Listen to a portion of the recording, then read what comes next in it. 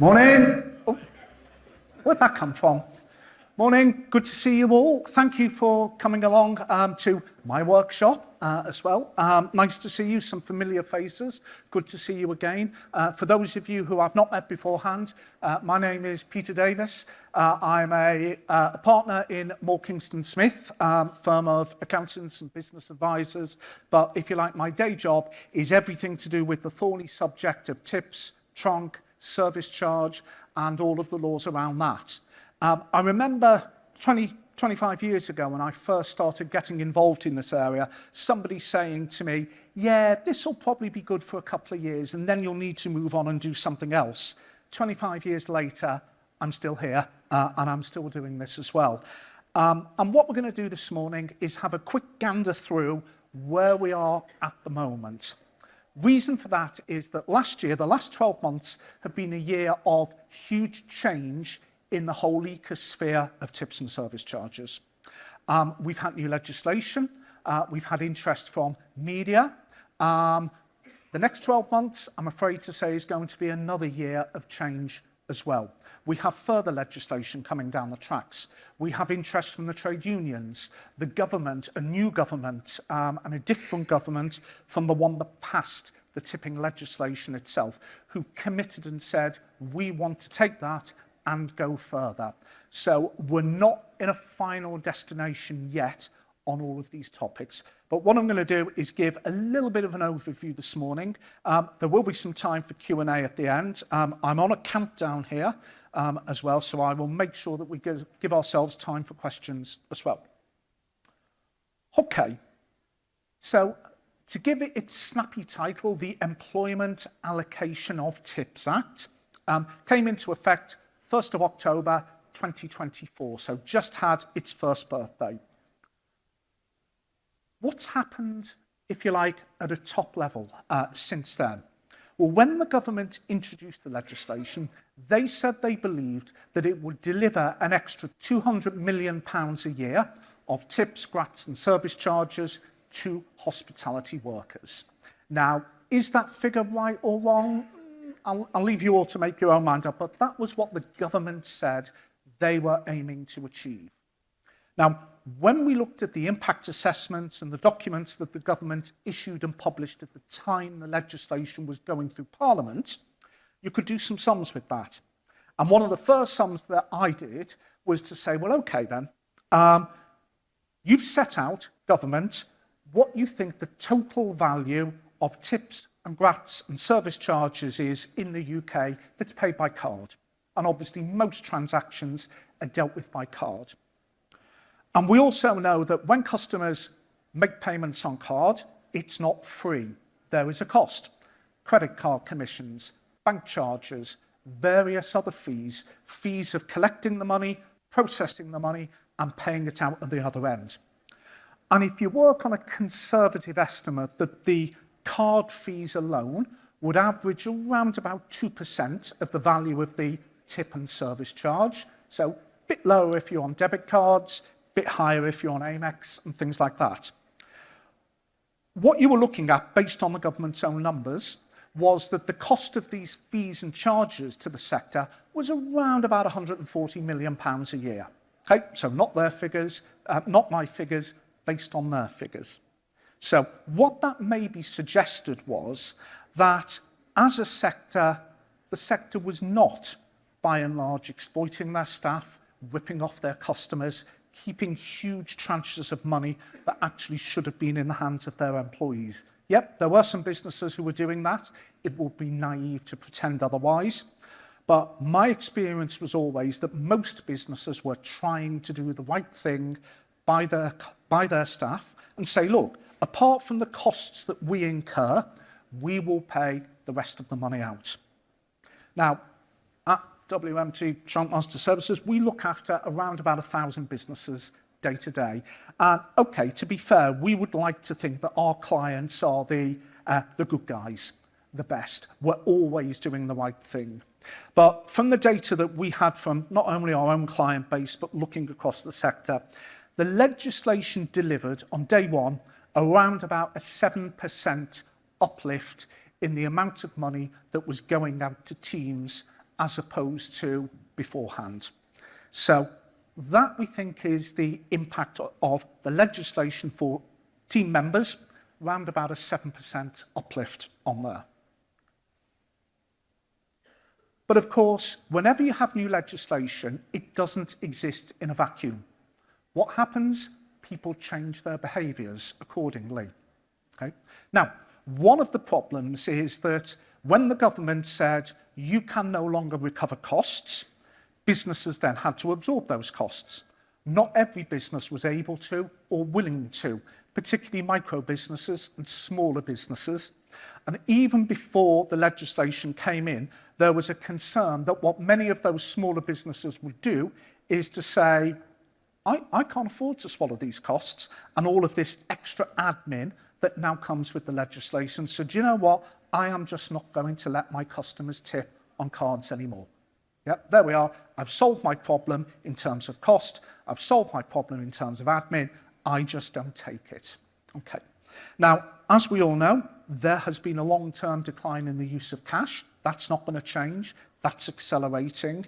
And what that's meant is in those businesses, their staff may have now lost out on money that they got beforehand and aren't getting any more. So that's been one implication of this. Lots of businesses have looked at their systems and said, okay, the legislation puts a big emphasis on fairness. And I'm going to come back to that very dangerous four-letter word beginning with F a little later. But there is a big emphasis on that.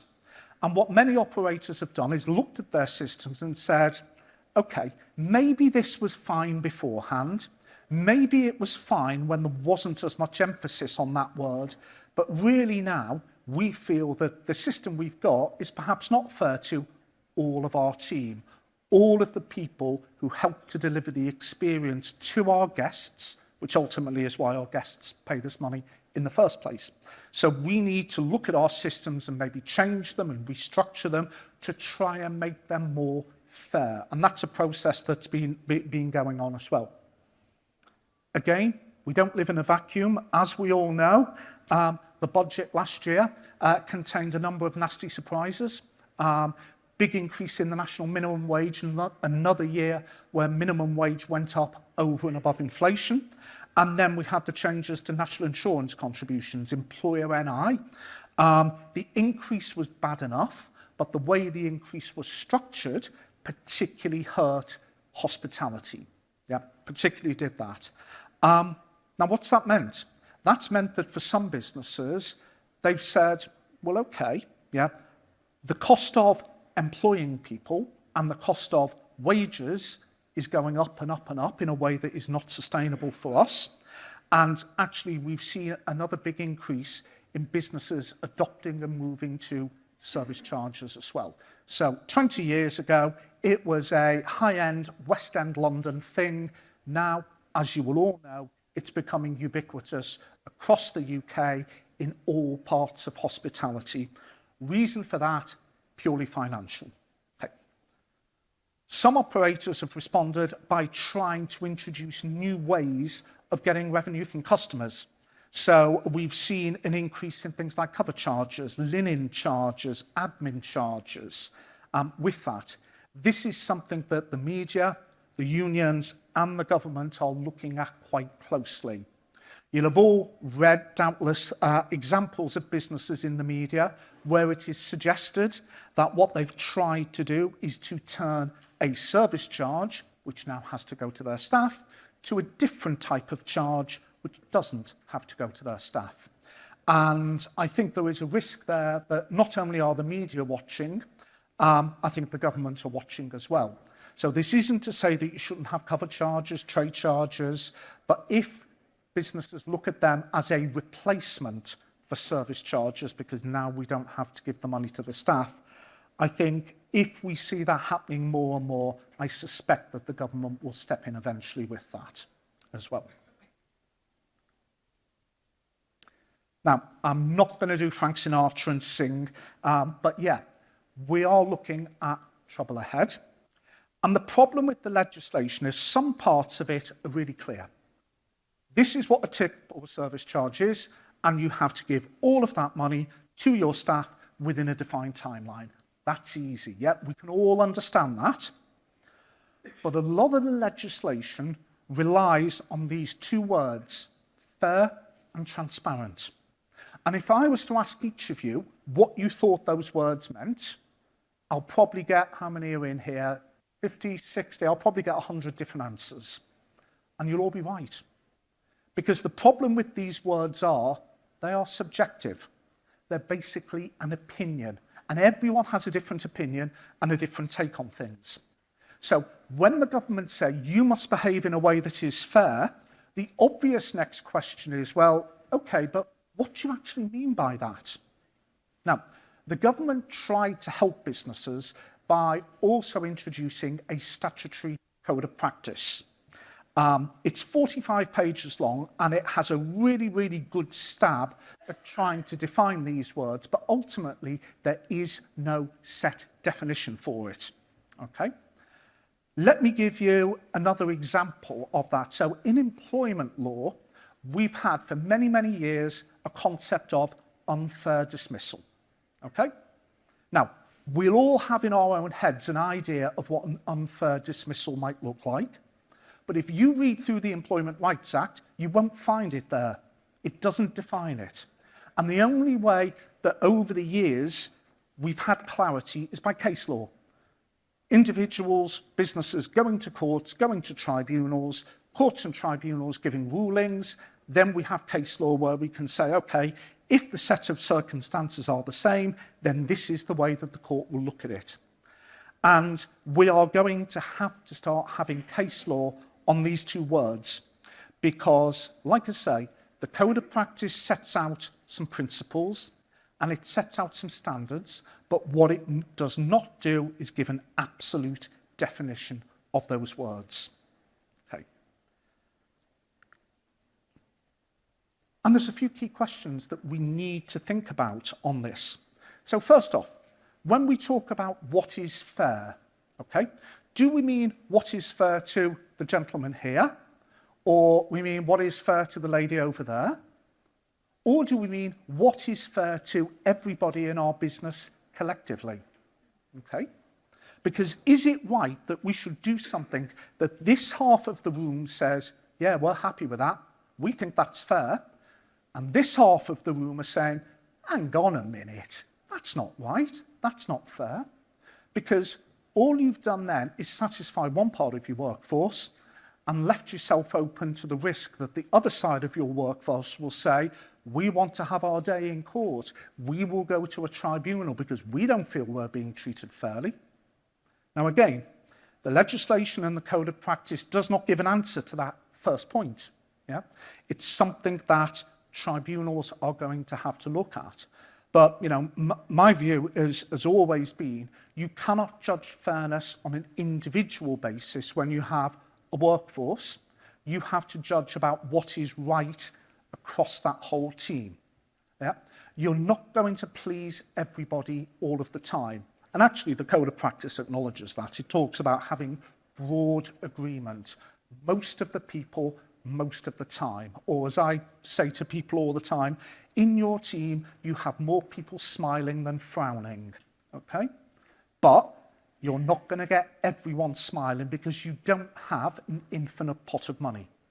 If I were to line all your team up in front of me and say, which one of you deserves the most money? Everyone will put their hand up and say me, because I work really hard and I'm good at what I do and I'm better than they are, so I deserve more. Okay. And the reality is when we look at that word fair, the people who get a smaller share and a smaller proportion are more likely to think it is unfair, regardless of how reasonable we believe we've been. And the people who get a larger proportion and a larger share are always going to be more inclined to think it is fair. Now, that doesn't mean you've done something wrong. That's just human nature, yeah, on that. So, again, one of the problems with the legislation is it gives every single employee who feels aggrieved, justifiably or not, it gives them a mechanism to exercise that grievance. They can go to an employment tribunal. okay? And you will all know in every other area of employment law about the time, the hassle, the cost of dealing with employment tribunal claims. And unfortunately, I think we're going to see quite a number of those because every individual employee, if they feel, yeah, I don't care what you say, I don't agree, now has a vehicle to exercise that. Okay. Where will the burden of proof rest? Okay. Again, it's not clear in the legislation. It's not clear in the code of practice. Will it be for you to demonstrate that you have behaved fairly, or will it be for the employee to demonstrate you've behaved unfairly? Okay. Now, the legislation says that providing that you or your Troncmaster have acted in accordance with the code of practice and the legislation, there is an automatic presumption of fairness. Now, that suggests that the burden of proof may rest with your employee. But the problem is, because the definition of that word fair is so vague, yeah, you've got to demonstrate that you've met that before the burden of proof will shift onto the employee. Some people have reacted by saying, well, do you know what? We'll just keep it really, really, really simple. We will give everybody the same share. Sorted. Fine. Okay. And that way of doing things has some advantages. It's simple. Probably quite easy to administer. It's also really clear for people to understand. Whether you like it or you don't like it, you're going to be able to understand what's going on here. But the problem that many businesses are now finding is that actually that ends up ultimately being demotivating in the team. Because what it tends to do is bring everyone down to the lowest common denominator. People who are more senior, more skilled, more experienced, have more responsibilities, maybe their role is a bit different. The code of practice is clear that we can reflect that in the proportion of money that we give to them. We have to do it in a way that's clear. People need to understand it. We have to do it in a way that it is objective. So it's not about, okay, Paul over here, he's my mate, so I'll look after him. And Chris at the back, he's a good guy, so he's sorted. But you know what, gentlemen over here, I've never met you before, so you're not having any. Yeah? That wouldn't be fair. That wouldn't be objective. We have to be consistent. So if we've got two people doing the same job in our business, then the default should be that we treat them the same. And finally, we have to be reasonable. So if we are giving £5 to our kitchen porter and £50,000 to our head chef, we've probably lost sight of what's reasonable with that. Okay. Now, transparency, again, another vague word. What does it mean? Different things to different people. Now, again, one of the problems of the legislation here has been is it has raised a false expectation in many people's mind of what they are allowed to know. So, the legislation, the Allocation of Tips Act is really clear. Yep. There is certain information you are entitled to know. That's it. Okay? And the legislation gives a warning to businesses. This legislation does not supersede the Data Protection Act. Okay? So if you start flinging around details of how much Tronc individuals are getting to other members of staff, that's personal data. Yeah? How much money somebody earns is a really, really clear example of personal data. Yeah? Have you got those people's consent? No, well, of course you haven't. You're now at risk of a challenge under GDPR. And the Information Commissioner's Office has some very, very scary powers as well. So we need to be careful. Staff are entitled to have certain information. You should give that to them, preferably proactively. Yep, I've got nothing to hide. Here you go. But be careful about giving out too much detail because Data Protection Act sits in the background. And all of these issues that I've been talking about, there is going to be an employment tribunal case. It's public knowledge. It's not one of my clients, but it's a well-known business. And they are being taken to an employment tribunal, expected to be heard at the end of April next year. That will be the first time that the tribunal has had to consider these words, fair and transparent. I suspect it will be inevitable that the losing party will appeal. Yeah, okay, particularly knowing who it is. Now, there is more coming down the tracks in 2026. The employment rights, it's still technically a bill at the moment because it's going back and forward between the Lords and the Commons. It is going to come into law. It was a manifesto commitment of the Labour Party. That means that in the end, the Lords will have to give way on it. The only question is whether the government gives them any compromises in order to get it before the King sooner rather than later, but it is going to come in. The bit that isn't going to be changed is the changes to the TIPS legislation. Okay, so from the 1st of October 2026, the allocation of TIPS Act is being changed. This is not as a result of the government looking at how it's landed over the last year and thinking, more to do. This was something that they announced 4 days after the legislation came in. So the new government wanted to do this.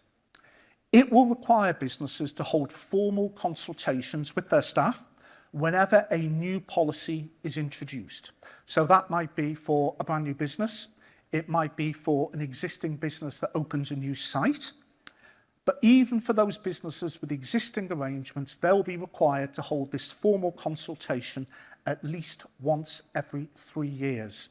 So for most people, that will mean that you're looking at doing this by summer 2027, on the grounds that your policy came into effect on the 1st of October 24. We don't know the detail yet of how that consultation is going to have to run. The government is going to be running its own consultation on this, expected Q1 26, although if the Lords does hold it up for a considerable period of time, that timeline might slip. The government have said they are going to look to change the code of practice. Okay? Apart from these changes to do with the consultations, we don't know if there are any other changes coming down the tracks. I expect there will be, but my crystal ball is not yet giving me a clear vision of what that will look like. But I think we work on the basis that the code of practice is likely to change. Okay.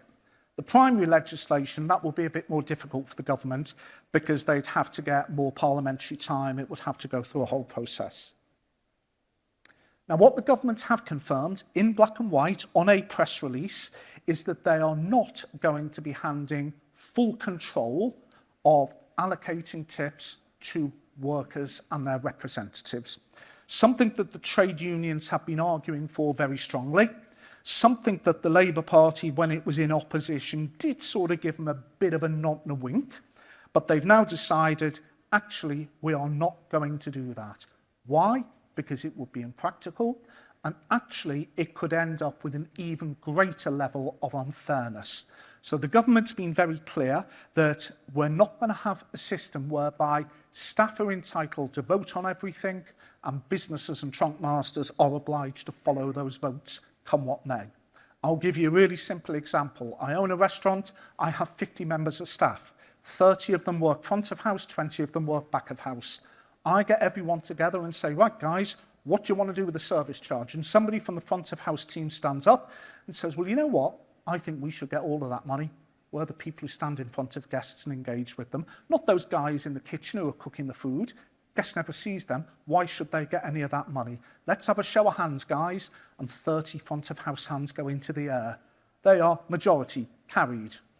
Now, is that democratic? You could possibly argue it is. Is it grossly unfair? Because all you've had, to use the government's own phrase, is the tyranny of the majority.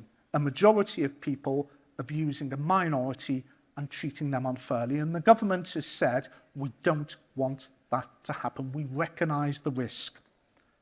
But what they have said is these consultations, there is a deliberate intention for there to be greater involvement of trade unions and employee reps. Okay? You need to consider that along with all of the other aspects of the Employment Rights Bill when it comes to trade union recognition in the workplace, trade union access to the workplace. The unions are waiting for all of this to come in. They see that this is an opportunity for them to grow membership in hospitality. Okay?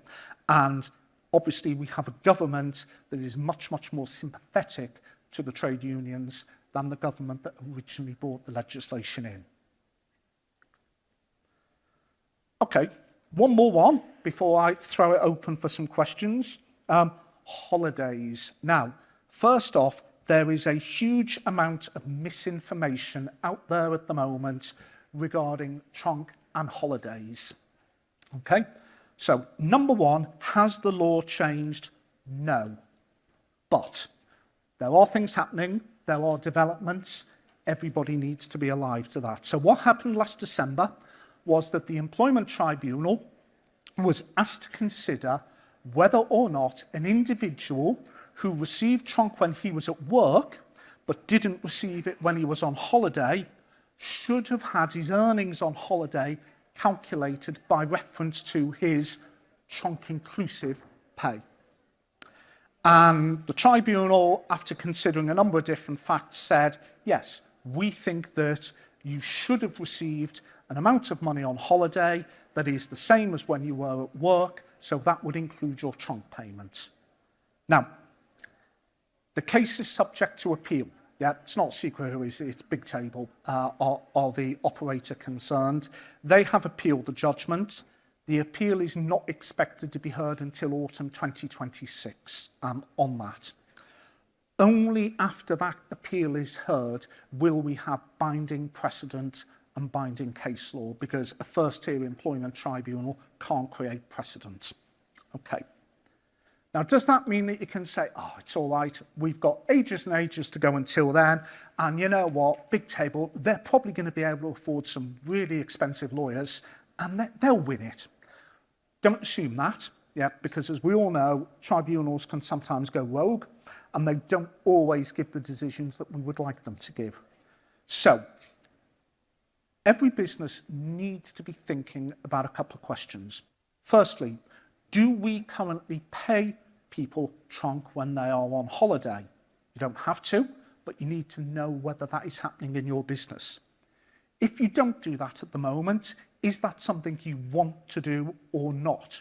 You're not going to be forced to do it, but there is a very clear route forward for every business once they've answered those two questions as to how you manage your Tronc arrangements and your service charge going forward.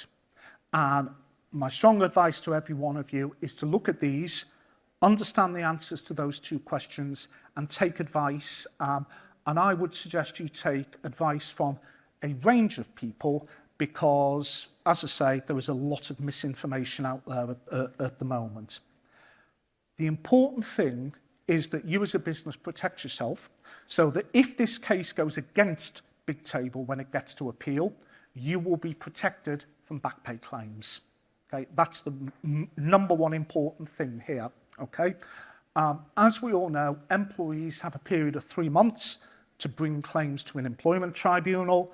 Although that timeline is going to be extended as a part of the Employment Rights Act, that's coming a bit later. Yeah. So the key thing will be, I would say, for all of you, enjoy Christmas, get the Christmas trade out the way, make a lot of hay, and then in the new year, turn your mind to this. Yeah. Because potentially, if the case goes against Big Table, we then have binding precedent, and you've done nothing, and your employees are not earning money when they are on holiday, you could be on the wrong end of a back pay claim, and that would be a significant back pay claim.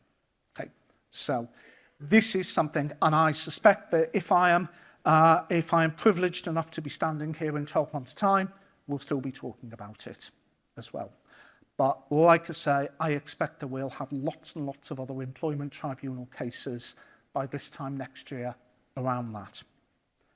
So, with 6.5 minutes to go, those of you who know me will know it's quite rare for me to keep to time or end up with a bit of time, but we have got time for questions. If anyone's got any questions they would like to throw at me? No? Oh, I'm sorry, Peter, I was looking at the little clock counting down over here. In that case, thank you all. I hope that was useful and informative. We are over on stand 2. Please do come over and see us, and look forward to talking to you, and have a good day.